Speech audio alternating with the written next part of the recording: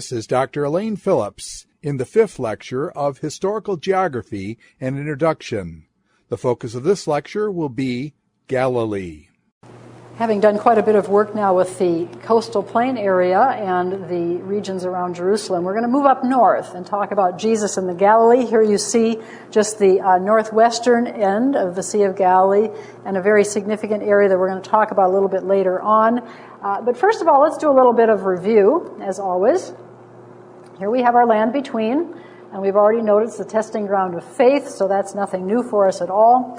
One of the things that we've also noticed is that God's covenant relationship with Israel always involved the land. The blessings that were given to the people were blessings that were part of rainfall, land productivity, all those wonderful things. And it also involved the land in terms of threats and dangers. And we saw that particularly this last lecture with confronting foreign influences. We talked about the hill country. We talked about Jerusalem. We will talk about the wilderness, and which is our oval there, and then we last time addressed the foreign influences from the coastal plain area. Where we're going to go today is, as I said, going to move us a little bit more up north. We're going to deal first of all with Nazareth, which is going to be just across the Jezreel Valley from our Mount Carmel area that we talked about last time. Then we're going to look at Capernaum. We're going to move from Jesus' hometown of Nazareth to his working town of Capernaum, and we'll talk a lot about in terms of why indeed that is an important move. And then, again, this is a very abbreviated look at some areas that were part of Jesus' life. We will move to Caesarea Philippi up there, which is at the foothills of Mount Hermon. These are going to simply be small slices of a much bigger ministry of Jesus in the Galilee, but this should give us a good idea of some of the important aspects of what it is that Jesus is doing when he is ministering during those years of Galilean ministry. By way of introduction, however, Galilee is not mentioned a whole lot in the Old Testament. We do have a significant reference to it, and I'm going to read this to you because this is going to be an important ground for something that we're going to see in the book of Matthew. So, Isaiah chapter 9, and by the way, chapter 8 of Isaiah closes down with a mention of gloom and deep darkness and so forth and so on. Therefore, our first word in English in chapter 9 is nevertheless. There will be no more gloom for those who were in distress. In the past, God humbled the land of Zebulun and the land of Naphtali, but in the future he will honor Galilee of the Gentiles by the way of the sea, along the Jordan. The people walking in darkness have seen a great light.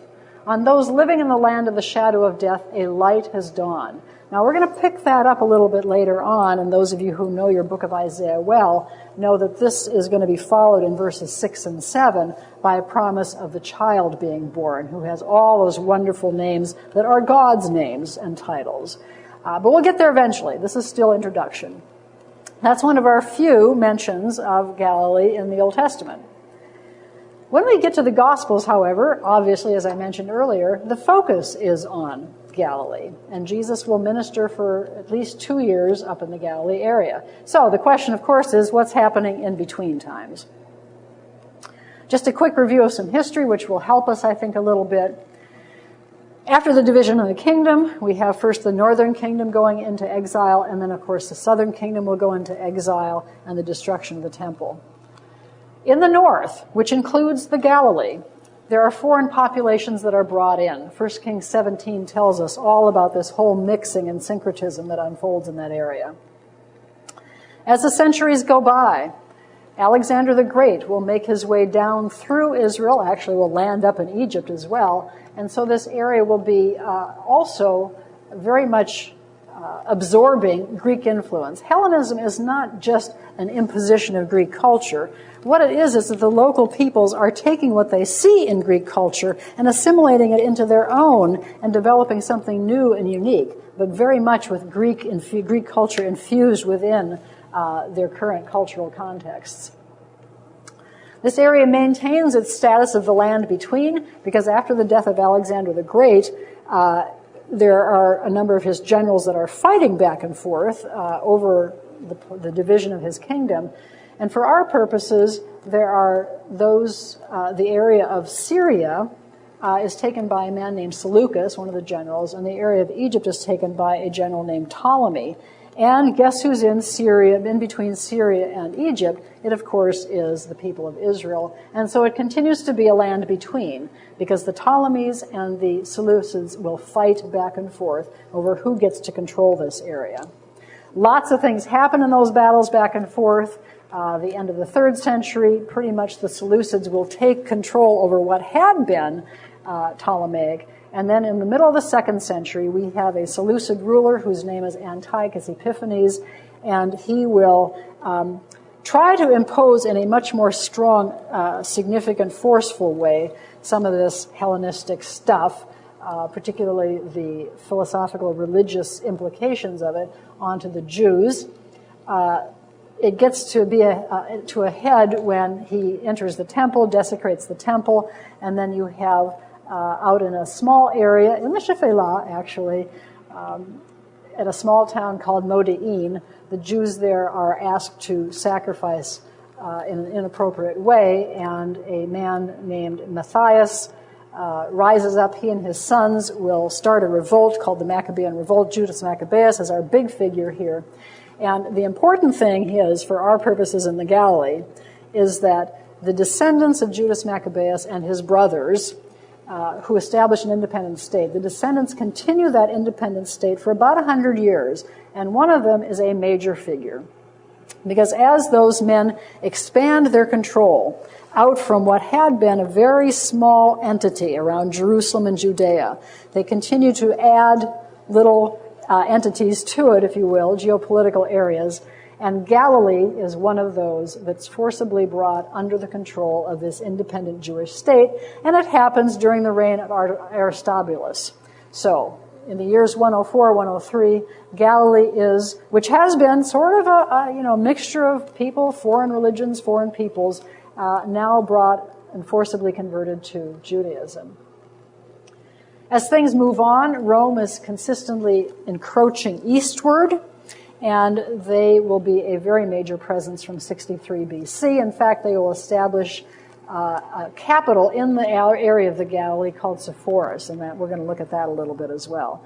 So we have a real mishmash in the Galilee of people who are influenced by other foreign religions, Hellenism, Roman presence, and it's into this that Jesus will step and do a major ministry. We're going to look at Lower Galilee, first of all.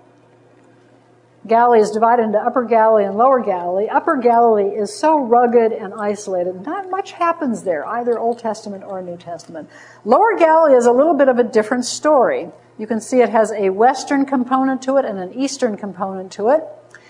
We don't see the Mediterranean Sea, but just recognize that it's there because it's important for us to note that for a reason I hope will become evident very shortly.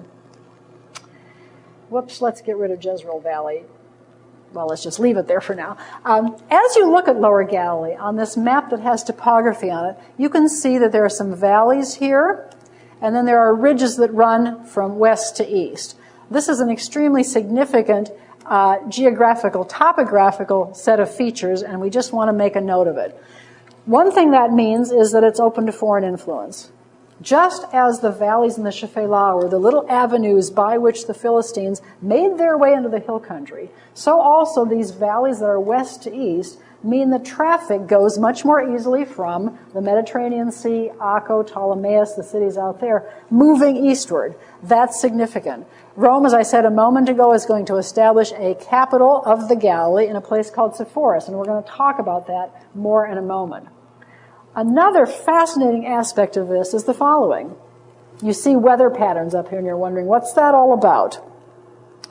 Well, as it turns out, over the Mediterranean Sea, you have generally moist, heavy cloud weather. Those prevailing winds that are coming from the Mediterranean Sea, moving west to east, are always blowing that moisture, those moisture-laden clouds towards the east, towards the Sea of Galilee, because you have that perpetual movement. And I think we went over that when we talked about the land between in the earlier lecture.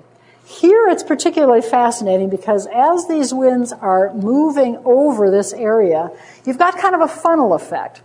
It's not just, as you see down south in this land, moving up over the face of the hill country, depositing rainfall on those western slopes. Here, there's a funnel effect, and it's going to funnel those stormy clouds right down through an opening here, and you've got the Sea of Galilee. In addition to that, the Sea of Galilee is fairly low in elevation. It's about 700 feet below sea level. It's humid, it's moist, it's warm, and just think of that, it's going to create lots of turbulence. And you know where I'm going with this. Because as we read the gospel narratives, very often, well, not very often, but you see storms on the Sea of Galilee coming up, and Jesus and his disciples in the context of those storms on the Sea of Galilee. Of course, the fascinating thing is that Jesus is master of those storms on the Sea of Galilee. But here's the explanation, simply from a meteorological standpoint, of where those storms are arising, bringing that air right through these funnels, if you will, down into this area. Well, as I noted a moment ago, and as our arrows indicate, we also have the Jezreel Valley to the south here, kind of shaped like an arrowhead, if you will. It's always helpful to remember the Jezreel Valley that way because the Jezreel Valley throughout history, the history of God's people and even earlier, served as a battleground because it was a big, wide, flat area. So if you think of an arrowhead here and the shaft of the arrow there, that's a battleground. But we want to say more about that in a moment. Right here, on the northern side of the Jezreel Valley, is a ridge. It's the back side of this set of ridges that are running east and west, and we call it the Nazareth Ridge because Nazareth is in a little bit of a depression or a kind of a chalk lowered area just on the back side of this ridge, so the Nazareth Ridge is this whole thing. As I note for you here, one of the things we want to keep in mind is that Jesus, growing up in Nazareth, has some very interesting things surrounding him. First of all, he's got this whole stage of Old Testament history right out there in front of him. So as he goes out and overlooks the Jezreel Valley, there is a forest of stories that are unfolding there that he would know. We'll point out just a few of them as we look around. To the north and west of him is Sepphoris, the Roman capital of the Galilee. Even though it's never mentioned in the Gospels, it's probably a fairly significant city. It's a Roman city. It's a Greco-Roman city. It was built up by Herod the Great's son Antipas. And there are suggestions that perhaps Jesus' father was actually employed in that construction process. It's at least a very likely possibility. It wouldn't be very far. It's about 3.5 miles from Nazareth to Sepphoris. Nazareth is a small, tiny little town. You could live there. You could work in Sepphoris, then come home to Nazareth. Jesus may well have had a fairly intimate acquaintance with the activities, the building activities in Sepphoris. One of the things that was built there was a theater. And you may remember that Jesus uses the word hypocrite very often. If I remember correctly, I think it's 17 times that he uses it in the Gospels to describe somebody who is an actor.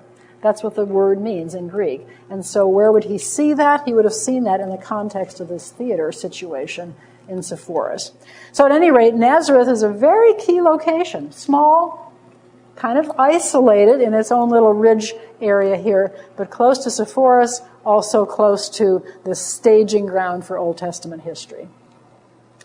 Just want to point out 2 additional locations as well. Here's Mount Tabor, and of course that's important simply for an Old Testament connection. And then Mount Moreh, also important for an Old Testament connection. So part of the scenery that Jesus would see as he was growing up.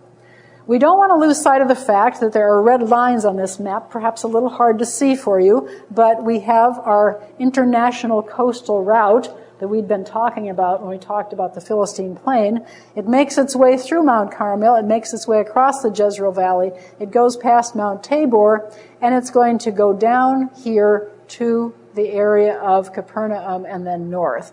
So keep in mind, we always want to be looking for travel routes when we're talking about geography, because this is how people move, and we need to know that. All right, let's move along and talk specifically about Jesus' ministry in Western Galilee. Again, not an exhaustive narrative, but just some things we want to make a note of. In Luke chapter 4, very close to the time when he is inaugurating his ministry, he goes back to Nazareth, and he preaches in the synagogue there. And of course, one of the interesting things that happens in this synagogue situation is that initially the folks are, well, they're really taken with him. They like him. But he begins to trample on their nationalistic sensitivities because he refers positively to foreigners. He refers positively to Naaman, for example. And he talks about Elijah going north up into the area of Phoenicia. And they get very angry with him, and what do? Well, you remember that they're irritated enough that they grab hold of him, they take him to the brow of a hill, and are about to cast him over that brow of the hill. We'll look at that in a picture that might give us a better sense of that in a little bit, in a moment. But here it is, the Nazareth Ridge, and you can just use your imagination what that might have been like. Very close by to Nazareth, it's not on this map, but it's right about here where the green pointer is a place called Gath Hepher. And you're thinking, where does Gath Hepher show up in the Gospels? Well, it doesn't, but we know that the prophet Jonah was from Gath Hepher, and Jesus does refer to Jonah. And so Jesus is drawing on the prophetic voice that's coming from hundreds of years prior to him when the people around him say, give us a sign. And he says, no sign's going to be given except the sign of Jonah. And then he goes on and makes some profound statements with regard to Jonah. Just as Jonah was in the belly of a fish, so also the Son of Man will be in the heart of the earth for 3 nights and 3 days. So he's comparing himself and his situation to the Jonah context. But he's referring to a prophet that they would know, because that prophet would have been a local prophet, someone from very nearby. Also in the repertoire of Old Testament history stories that would unfold in this particular situation would be something that took place in Shunem, right here. And let's see if we can make this connection. When you read 2 Kings chapter 4, you have the prophet Elisha. When we were talking about Elijah, we talked about the fact that at the end of his whole confrontation with the prophets of Baal, he fled to Horeb, Mount Horeb. And there God commissioned him to cast his mantle upon the prophet Elisha, and therefore Elisha would indeed be Elijah's spiritual successor. That whole story, by the way, unfolds as they cross the Jordan River, and Elijah says, if you see me when I'm taken from you, will indeed inherit a double portion, and Elisha does. And he does a fair number of miracles, a lot of them, as a matter of fact. One of them is going to unfold at Shunem. Interestingly enough, let me just make an aside here. The miracles that Elisha does are, in some ways, precursors of the kinds of things that Jesus will do, because he will provide food. He will raise the dead. He does those kinds of things that do healings as well. So he's doing those kinds of things that Jesus would do 7, 8 centuries later. At any rate, back to Shunem. As Elisha travels about, he does go through Shunem, and there's a woman there and her husband, and they offer him hospitality. So they build a small little room for him to stay in. And there comes a point in time, a little later on, when he says, what would you like? And it turns out that this couple has no children. And so she asks for a child, and indeed they have a son. But tragically, sometime later, the boy dies. The woman leaves the home in Shunem, and she treks across the Jezreel Valley here to Mount Carmel. Sorry, here's Shunem. Mount Carmel, where Elisha is at that particular point in time. And Elisha doesn't know exactly what the problem is, but he sends Gehazi ahead of him, and then he goes as well. And the upshot of the wonderful story is that when Elisha gets there, he raises this child from the dead. And so that's the Old Testament background. What's absolutely fascinating is what you have in Luke chapter 7. Right around the corner, right around Mount Moreh, because here's Shunem, just around here is Nain, you have the same kind of story unfolding. Jesus shows up. Coming out of the town of Nain is a procession that's a funeral procession. And of course, they're bearing the body of a boy that has died, and he's his mother's only son. And Jesus goes up and touches the corpse and the bier, and the child comes back to life. The people, and here's our connection that we want to make, the people there are overwhelmed. They say, there's a prophet among us. There's a prophet among us. Well, why are they saying that? It's not just because it's a general thing to say, but they too know their history, and they know that right around the corner, as I said, this has happened before. Elisha had raised someone from the dead. So here is this man, Jesus, doing it. They make the connection. Elisha has done this. Jesus is doing it. We've got somebody on our hands here who's a major, major significant person. Well, and then just one quick look at Cana of Galilee. We know this story fairly well. Here's Cana right across the set of valleys from Nazareth in John chapter 2, where Jesus will change water into wine at the behest of his mother, as a matter of fact, who may well have, notice that, we're talking about a location that's fairly proximate. She probably knew this family well.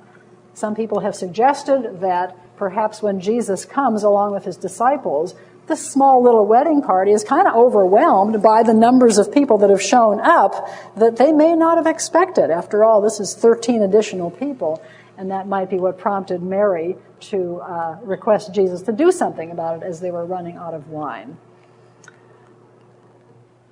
I've already made the connection with Sepphoris here, and again, the note that with Nazareth being so close to Sepphoris, we may have a situation where Jesus grew up working with his father Joseph as in this case it might be a stonemason as opposed to someone who's working specifically with wood. Just a couple things to look at to kind of put these stories into not only a map perspective, but a foot-on-the-ground perspective. Here we are, standing down in the Jezreel Valley, actually in the midst of an orchard, looking up at the top of the Nazareth Ridge, right up here. And so Nazareth is kind of back over behind there in that depression. Again, just use your imagination as you're thinking of this narrative in Luke chapter 4, where the people in their anger at him drag him to the brow of the hill, and let's look at it from top down. It would be a rather dramatic crash if you went over this hill. This, by the way, is the remains of an old car that had been shoved over there. So you get some sort of a sense of the size perspective in this mountain. The name that is probably the result of tourists visiting this many times is the Mount of Precipitation, not meaning the Mount of Rain, but the Mount of Falling Down. So keeping in mind that this is where we remember this particular narrative as it unfolds here.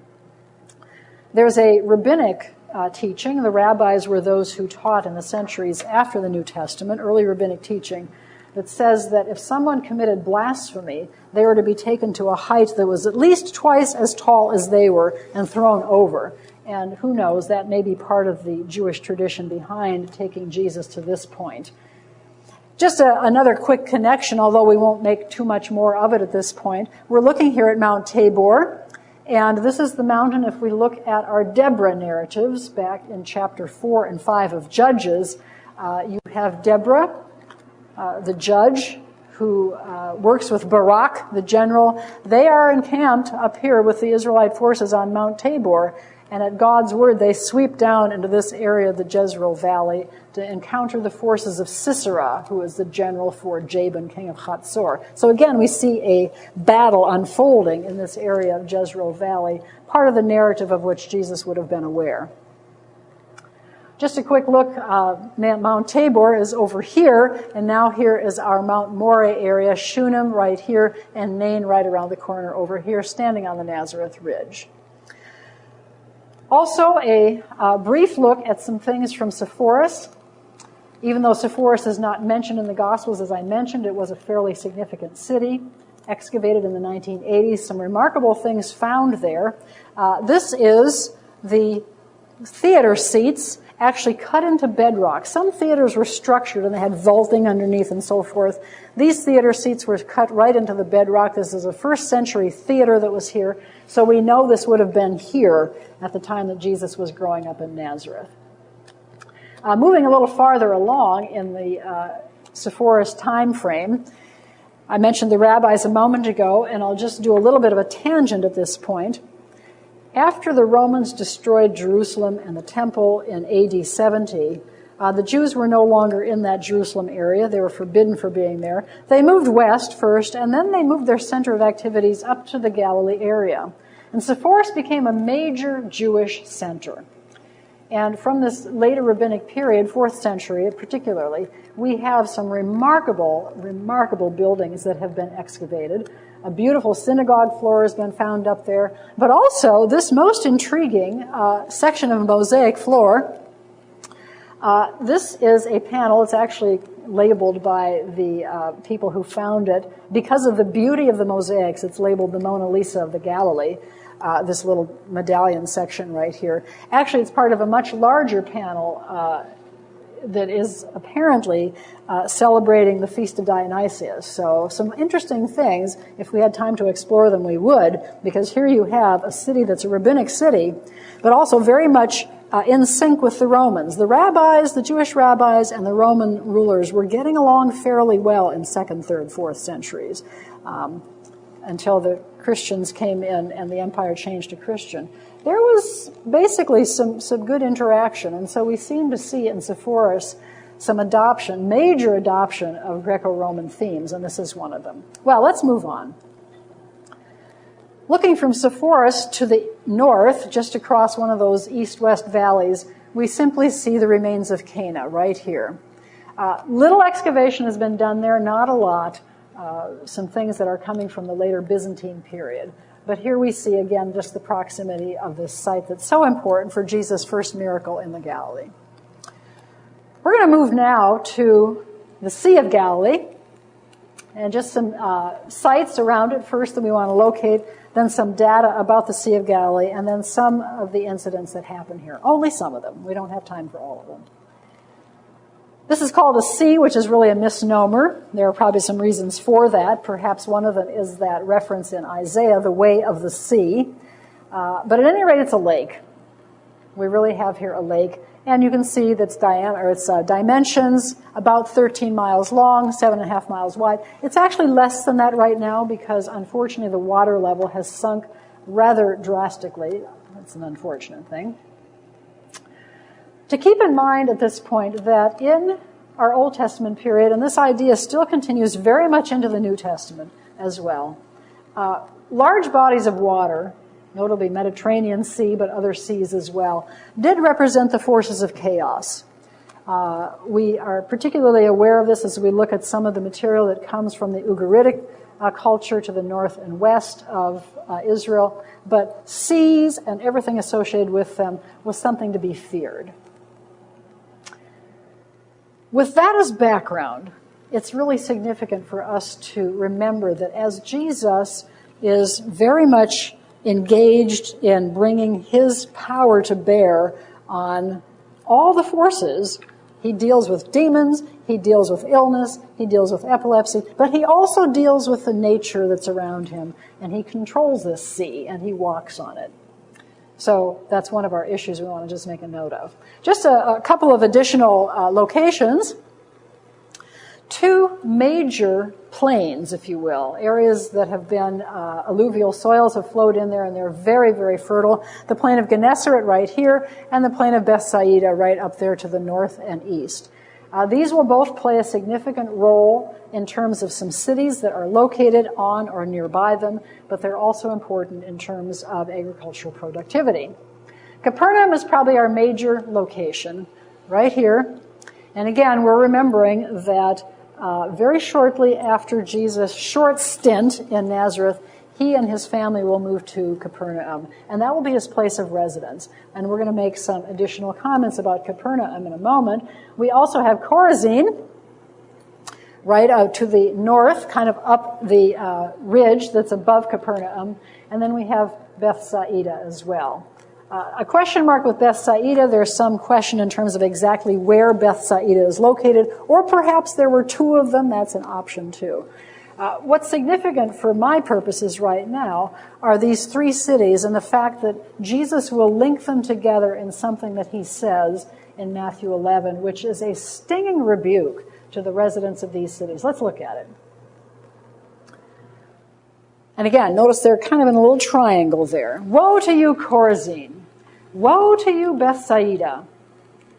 If the miracles that were performed in you, in other words, although we don't have statements of miracles in those cities, and we have descriptions of them as we do in some others, Jesus is saying, hey, in this area that's right around where I'm living, I've been doing God's works over and over again. Believe his works, as John says, as Jesus says in the Gospel of John. At any rate, if the miracles that were performed in you had been performed in Tyre and Sidon, remember that area up there to the north and west, Phoenicia?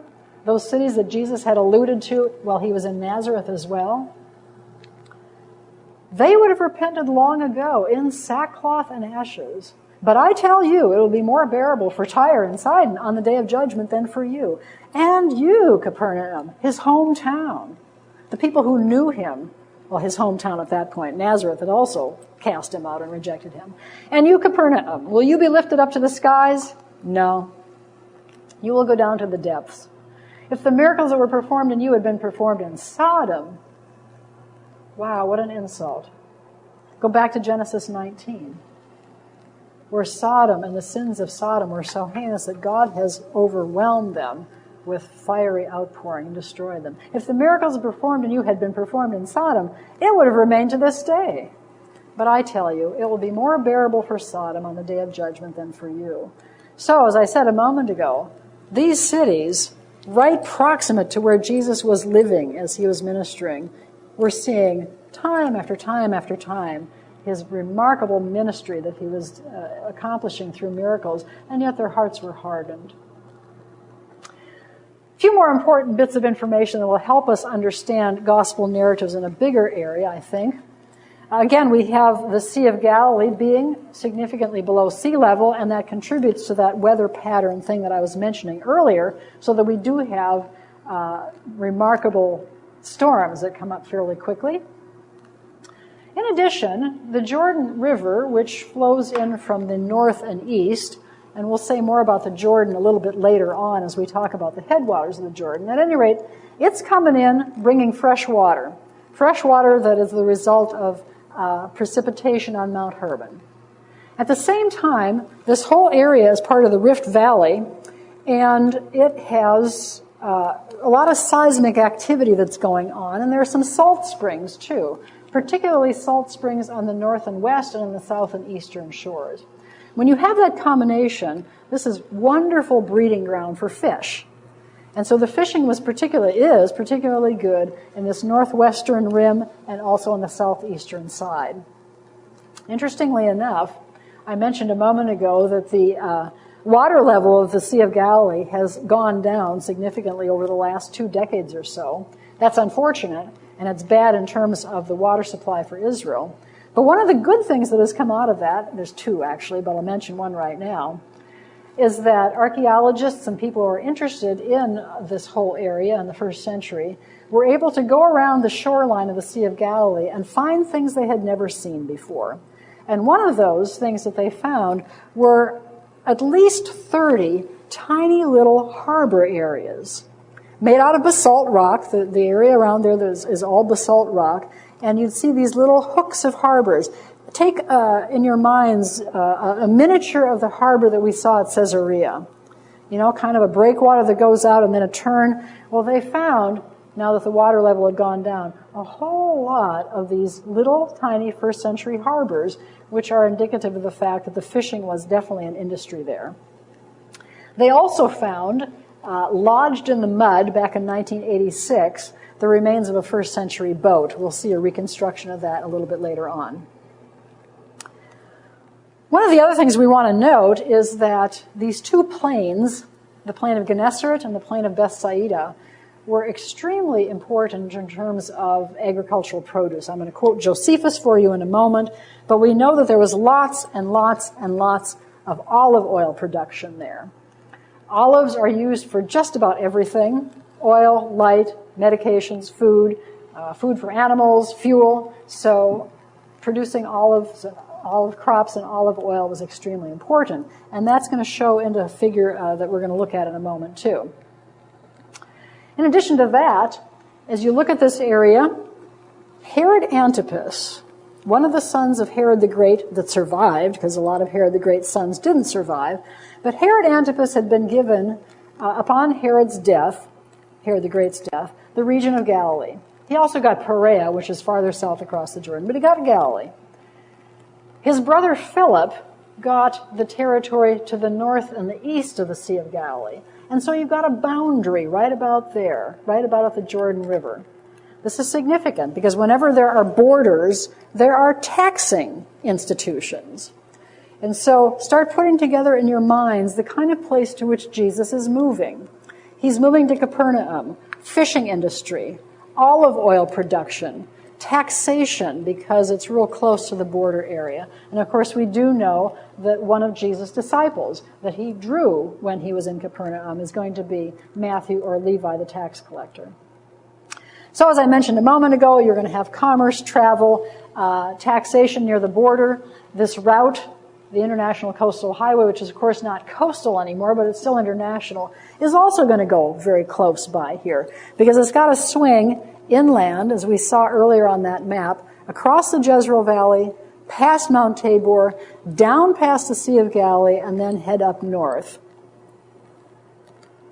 So just to summarize this a little bit, Jesus moves his base of operations from Nazareth. Clearly a major intentional move on his part for the reasons I've just intimated. And in Matthew chapter 4, we see that he's making his home in Nazareth, and John 2:12 will corroborate that he brings his family there as well. So here we go. Leaving Nazareth, he went and lived in Capernaum, land of Naphtali, to fulfill what was said through the prophet Isaiah. And now let's see what Isaiah says and see if we can draw some things together that are going to draw on not only those geographical features that we've just talked about, taxation, olives, fishing, but some other historical issues as well that are important. Do you remember that passage from Isaiah chapter 9, verses 1 and 2? The people living, as it's quoted in Matthew, walking, as you have in Isaiah, the people living in darkness have seen a great light. All right, and of course, anybody hearing that or reading that in Matthew would know extremely well what the passage went on to say. After it talks about trampling the boots of Midian and so forth, then it says, "For unto us a son is born, unto us a child is born, unto us a son is given." And one of the names that is given to him is Prince of Peace. In that wonderful recital of names, Wonderful Counselor, Mighty God, Everlasting Father, Prince of Peace. Now hang on to that for a moment. Because what we have in the decades prior to Jesus coming here into the Galilee, moving from Nazareth to Capernaum, is something that happens at a place called Arbel. Let's look at the map. Here's Capernaum. Nazareth is way out here. Right here is Arbel. The international route that I've been talking about, red lines right here, has got to make its way down through a pass right there. We're above sea level here. We're below sea level there. All traffic is going to run right down through here and then up like so. When Herod got himself appointed by the Roman Senate as king of the Jews in 40 BC, he didn't have an easy way of getting the kingdom. In fact, he had to fight for it. He fought for it for 3 years, and one very horrific confrontation took place at Arbel. Why Arbel? Well, obviously he needs to control it for the reasons I've just been mentioning. This is a major artery through here. He needs to control that place, and he's going to work hard at it. There are Jewish rebels, people who don't want Herod to be king, who are being pressed by his forces. They will harbor themselves in a whole series of caves in the cliffs at Arbel, and Josephus tells us a truly terrifying, horrifying story of Herod dropping his men, his soldiers, in platforms down from the top of the cliff, down the cliff face, and slaughtering these Jewish defenders who are in the caves at this point.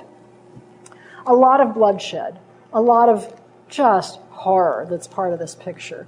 That's the history at Arbel.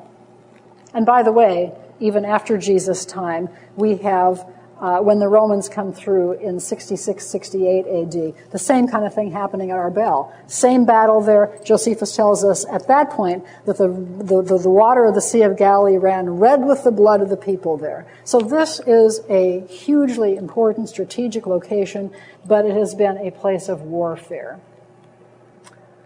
Notice, Here's the cliffs, by the way. This is the off side. Here's our pass. It's going to come right through here. There are caves in all this side, some caves on that side as well. So that's our location. But what Matthew's referenced as he draws on this, talking about Jesus' move, and he draws on that passage in Isaiah, he is forcing his people, because they would know the Isaiah context. He's forcing his people to think ahead to what he doesn't say. But this is going to be, in addition to everything else, mighty God, wonderful counselor, Prince of Peace. What a hope that would be to the people that had lived in this area and had been torn by war and would continue to be torn by war. That's the hope that's part of this picture. So Jesus is moving to that area for another reason as well, because the land of Naphtali is that area. The tribe of Naphtali inherited this section right around the west and north of the Sea of Galilee. Okay, just a couple things on fishing. These disciples were fishermen. That was their livelihood. That was an industry up there. Jesus calls them from that. We learn as we study this a little bit more that they seem to have been fishing at night for a particular reason. And that is the nets are cotton. And therefore, the suggestion is they would be less visible to the fish. Fishing is also hard work. In fact, whenever Jesus is calling them, it seems like they're coming off of a nighttime of fishing. In Luke chapter 5, as he's summoning these disciples to be fishers of men, they say, "We've worked hard all night and caught nothing." And then Jesus, of course, helps them with a catch, but then draws them to become fishers of men. I mentioned a moment ago that in 1986, because the water level was so low, there were a couple of men, brothers as a matter of fact, at a kibbutz called Ginosar, that were out searching around, looking for Roman coins, if I remember the story correctly, and they came across the remains of a boat. The boat spent about 15 years in solutions to bring it back to life. This is simply a model of it. I don't have a picture of the real thing because it's hard to get a good sense of it. It's surrounded by kind of a metal frame at this point. But here's how it would have looked reconstructed. And we're talking about something that's, 30 meters long. What's interesting is that they can pretty much determine by doing all the tests on the wood that has been there that this is a first century boat. But we also have a mosaic found from a place called Magdala, which is just on the western side of the Sea of Galilee, just below that Arbel area, as a matter of fact, which shows us what this would have looked like. You'd have a mast, you'd have the sail kind of caught together up there, and then all these cords that would support as well the sail, set of oars out here. So that would be the general look of our first century boat. A couple more things to look at. Here we are on top of Arbel. So here are some of our cliff face. Again, we can think of our horrifying Josephus narrative. Here's our plain of Gennesaret, the plain that was known for olive production. Right up over here is going to be Capernaum. And so Gennesar is right there. Notice some major issues. Here's what Josephus says about the plain of Gennesaret. A region whose natural properties and beauty are very remarkable. There is not a plant which its fertile soil refuses to produce. And its cultivators, in fact, grow every species, the walnut, palm tree, figs, olives, diverse fruits, and grapes. Now, Josephus is known for exaggerating a tad bit, but he does at least attest to the fertility of this area. And again, note its proximity to Capernaum. When the excavators began to dig at Capernaum and unearth some of these things, they came across a huge number of olive presses. More than the little tiny settlement that seems to have been Capernaum itself would have supported. And so the suggestion is that because of this, perhaps Capernaum was serving as an industry, a center for olive pressing industry. In other words, all the olives would be brought from the plain of Gennesaret and surrounding areas into Capernaum. They would process it and then start shipping it because they were proximate to this coastal highway. Here's an olive press itself. And let's see a little bit how it works. You take your olives, you put them in this depressed area right here. You have a rod, a metal it's not a metal, sorry, a wooden post that goes through and it comes out to about here. This is your millstone. And then you have either animals or human beings pushing that thing around using that rod so that it will indeed crush the olives. You take them out and you put them in some sort of a sack, put them on this press right here in that sack, and put weights on it. That presses down and your olive oil will come off into this little ring, go down into the container that's capturing it there. So there's how that industry worked. And again, you can see another millstone here, and there are a large number of them. Now, why am I spending so much time on olive presses? Well, it might help us understand a little bit of a narrative here, or a teaching, I should say. In Matthew chapter 18, Jesus picks up on this idea of millstones and uses it in a very dramatic way. He's got a teaching tool right there, right? And he says, if anyone causes one of these little ones who believe in me to sin, it would be better for him to have a large millstone. Got the picture? Hung around his neck and to be drowned in the depths of the sea. That would reach the people there because they would know the weight of that millstone. Perhaps some of them had been involved in pressing it around as it crushed things. So Jesus has got a teachable moment. He's got his teaching tools right there. And the sea, of course, is not very far away, a matter of meters. And again, let's go back to our Old Testament idea. Being cast into the depths of the sea wasn't just you get into the water. Bad enough you're drowned. But there's also the implications that this is the abyss and all the horror of the spiritual deprivation that's there as well. So Capernaum had that. Also, we have a synagogue in Capernaum. And in John chapter 6, we've got a wonderful situation where Jesus teaches in a synagogue in Capernaum. Now, the things that he teaches are remarkable.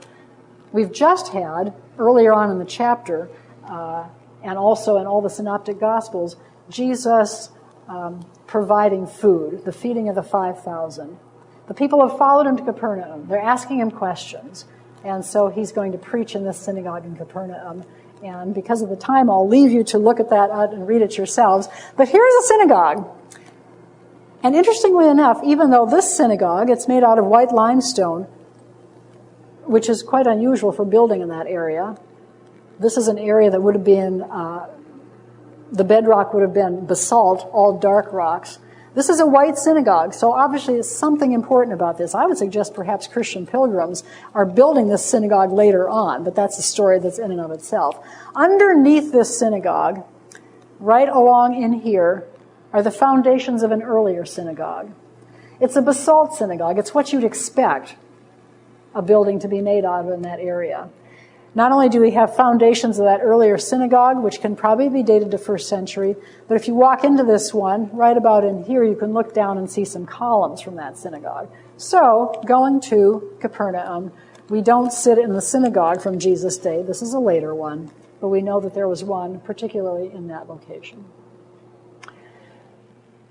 Not too far from this synagogue, we have some foundations of houses. And we need to talk a little bit about how houses were structured. Because you and I live in, well, first of all, we live in way too large houses. Most don't in the world this day. But in that time, the houses were very, very small. But you could add to them. All right? So here we have rooms, very tiny little rooms. But they all seem to be connected one onto the other. Right? And here's a wall between this room and that room. It just kind of keeps growing. Here's another wall right here between this room and that room. Here's our synagogue back here, by the way. The houses are called insula. And what happened was this. When you had a family, the more children you had, the more you added to the house. And when your son got married and brought his wife in, you added to the house. And so these dwellings become more extensive dwellings. So as I note for you here, they're dwellings for extended families. You have interconnected units. By the way, in some parts of the Middle East, you still have this situation where a family will have a one-story dwelling. Their children come home with their families. They build a second story on top of it. And then they build another story on top of that. This went out horizontally, but it's the same idea going on. As you can see here, some of these insula, which you see in all these little Jewish villages from the first centuries and beyond, they can have as many as 15 rooms. Now, why are we mentioning this? Well, there's something rather interesting that we have in John chapter 14, where Jesus is saying, I am going to prepare a place for you. And the suggestion here is that we can take that reference as Jesus talks about going to prepare a place for you. In my Father's house, in my Father's mansion, are many rooms, and I'm going to prepare a place for you. In other words, there's going to be room for you, because we can add on to this. That's how these people would understand it. And he's saying to these people, you're going to be added to the family. And not only that, we could probably push it a little bit further, as I suggest, because we do know Jesus is the bridegroom. The church is his bride. And he is, as he says in John chapter 14, going to prepare a place for his bride as they come. So again, some helpful, I think, insightful lessons from our first century site in Capernaum. Well, we're going to skip other things in Capernaum because we need to keep moving along. As we look at Jesus' life in the area of the Galilee, we see that he has, as we've said, a focus on cities around the Sea of Galilee, but we also know that for a time, when things get a little hot for him, Herod Antipas is on his trail, Jesus is going to go over to Tyre and Sidon for a little while. He's going to go through some cities in the Decapolis. Hippus is one of them. Gadara is another. Decapolis cities all over here. But then he is going to take his disciples and he's going to retire. He's going to retreat, if you will. Go to a place called Caesarea Philippi. As you can see here, there's Mount Hermon right there. Caesarea Philippi is at the foothills of Mount Hermon. Caesarea Philippi is one of a number of locations where we have the headwaters of the Jordan River. And it's at this location that Jesus has chosen to do something very dramatic. So let's say a little bit more about this. Oh, and I'm going to suggest also that since in the Gospel of Matthew, this confession that Peter makes about the identity of Jesus takes place in chapter 16. The Transfiguration is in chapter 17. I think there's kind of a geographical connection there as well. But let's watch this unfold a little bit. First of all, we can look at Mount Hermon across all of the valley that's to the south and west of it. We're actually standing here in an Old Testament site called Hatzor. Hula Valley, 9,000 feet of elevation there at Mount Hermon. I'll talk about this in just a moment. So here's Mount Hermon, got snow covered on it. It's got a hard limestone foundation, and, as I said a moment ago, lots of springs at the base of Mount Hermon. Lots of springs. One of them is Dan, right here. Well, this is part of the headwaters at Dan. And another at Caesarea Philippi. Now, let me just make a couple of comments about Dan, even though it's an Old Testament site, because it's kind of a groundwork for something we want to do when we talk about the history of Caesarea Philippi. First of all, at Dan, we have the largest karstic spring, in other words, spring that's coming out from this limestone kind of situation, in all of the Middle East. As I understand correctly, it pumps out about 5,000 gallons per second of water. So it's a remarkable location. It's not an accident that when the tribe of Dan that we mentioned in our preceding lecture migrated up north, they settled at Dan. It's got water. It looks really good. And so they had settled there. As they did, they also brought some idols along with them and established a place of worship. Later on, Jeroboam, when he split the kingdom, set up a golden calf at Dan. It continues to be a place of worship. It is a Jewish place of false worship, right? Israelite place of false worship through that whole historical period. Hang on to that as we start talking about Caesarea Philippi, which is nearby. So, here we have the remains of some things at Caesarea Philippi. Originally, back in the first century, this would have been the orifice through which this water came. Due to seismic activity and 2,000 years of change, the water is now coming out farther down. But it used to come out through this great opening. If you look carefully, you see a foundation platform here. This would have been a massive, massive temple. Herod the Great built this temple. His son Herod Philip enhanced this temple. Herod the Great called it a temple to Caesar Augustus. Herod Philip says, Well, I got to get my name in on this somewhere, so he names the place Caesarea Philippi after himself. But in addition to that, we've got all sorts of Greek gods being worshipped here. Pan, Zeus, Nemesis. You're recognizing some major names there. Pan, God, kind of a goat god representing fertility. Zeus, kind of chief god. Nemesis, god of the dead. When you see all these niches here in this rock face wall, these are representative of places where these statues would have been set. So this is a place of false worship. Temple to Augustus on top of all that. Herod Philip enlarges the city, as I've said. It's a center of pagan worship. Probably, don't know this for sure, but probably this is kind of the Greek answer to what was going on at Dan. The Israelites, or what's left of them in their assimilated fashion, are worshiping there. This is very much of a Hellenistic, Greco-Roman counterpart to that. Well, it's in this context, isn't this fascinating? It's in this context that Jesus brings his disciples and asks the question, who do people say that I am? And, some people say a prophet, some Jeremiah, etc., etc. And finally, Peter says, you are the Christ, the Messiah, the one we've been waiting for, the Son of the living God.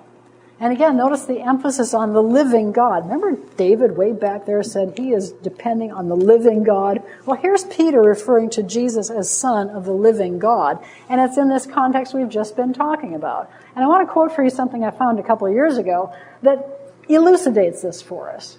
Here we go. Jesus was standing in an area littered with temples of the Syrian gods, a place where the white marble splendor of the home of Caesar worship dominated the landscape. We only see the foundations of that temple, so you don't get the picture of it. But it would have been a majestic, marvelous, awe-inspiring temple. And here of all places, to keep on reading, Jesus deliberately set himself against the background of the world's religions in all their splendor and glory and demanded to be compared with them. And of course, Peter does. He says, you're the Son of the living God.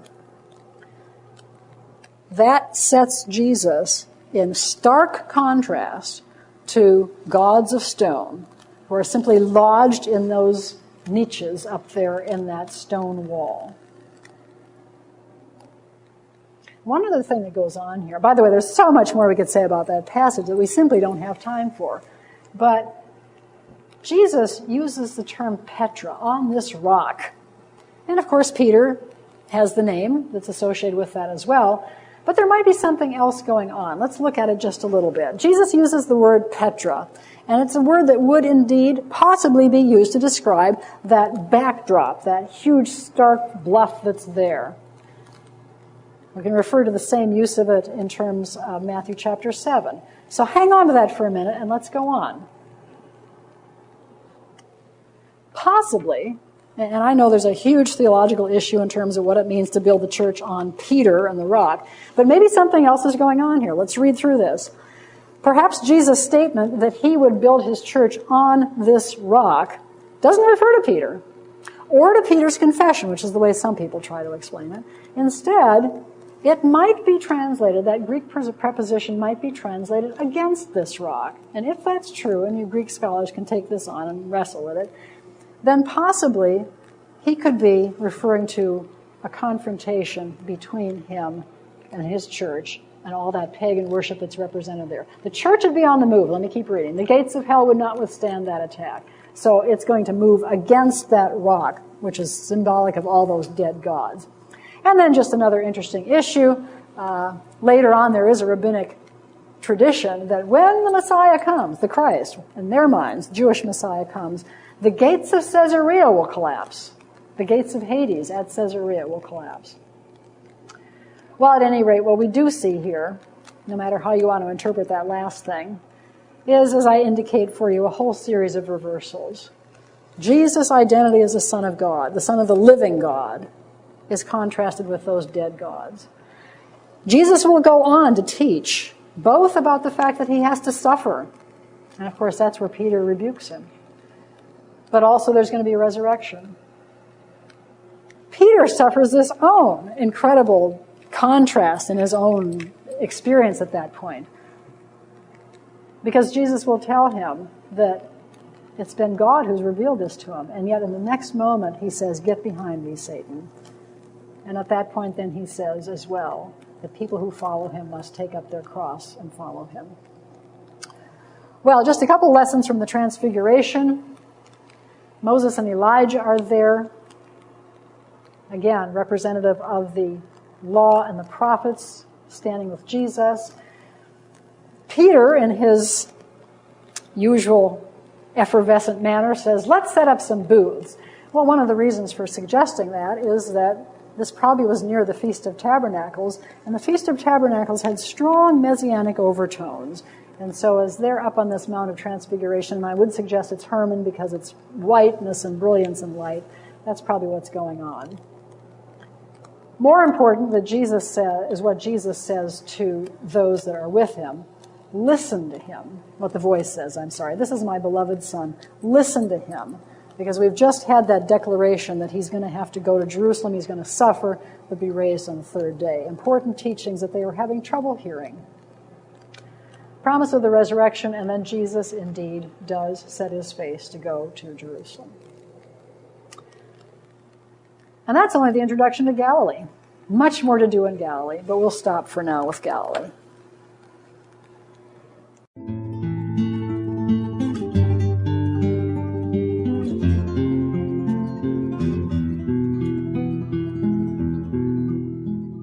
This is Dr. Elaine Phillips in the 5th lecture of Historical Geography and Introduction.